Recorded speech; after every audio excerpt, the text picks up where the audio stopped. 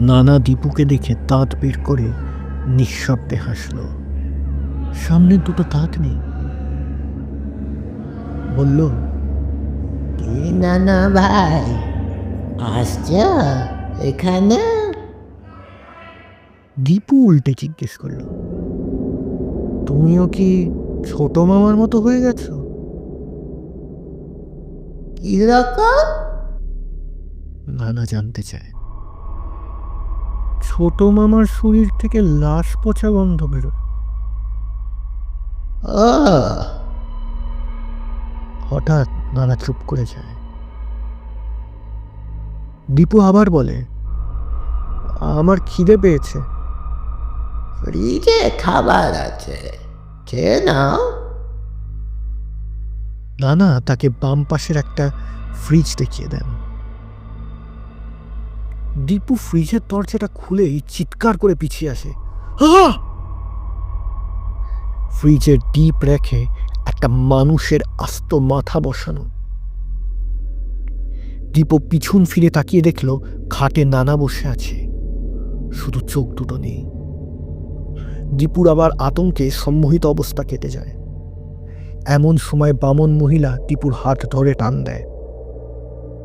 চলে আসো, জানোয়ার সব। দীপু নিচে এসে কেঁদে ফেলে। আমাকে ঢাকা দিয়ে এসো, শুয়ে গেলে আর থাকবো না, আমাকে ঢাকায় দিয়ে এসো। বামন মহিলা বলল, এখন কাঁদার সময় নয়, আমার চোখের দিকে তাকাও।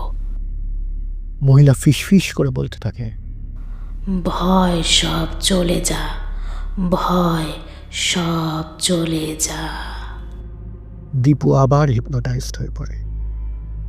ভয়টাও চলে যায়। বামন মহিলা কি একটা মেঝেতে দাগ দিয়ে বিড়বিড় করে মন্ত্র করে। এই দাগের এখানে অন্তত 1 ঘন্টা কোনো প্রেতাত্মা আসতে পারবে না। বামন মহিলাটা দীপুকে 2টো শুকনো খেজুর খেতে দেয়।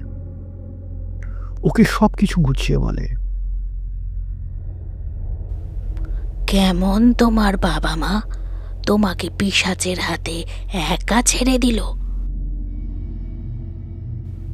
তোমার নানা প্রেতাত্মা আনার ব্যবস্থা করতেন, অর্থাৎ প্ল্যানচেট করতেন। কয়েকদিন অসুখে ভোগার পর আমাকে ডাকিয়ে আনলেন। আমি হলাম এই মোবাইলের একমাত্র ডাকিনী। অনেক অশুভ প্রেতাত্মা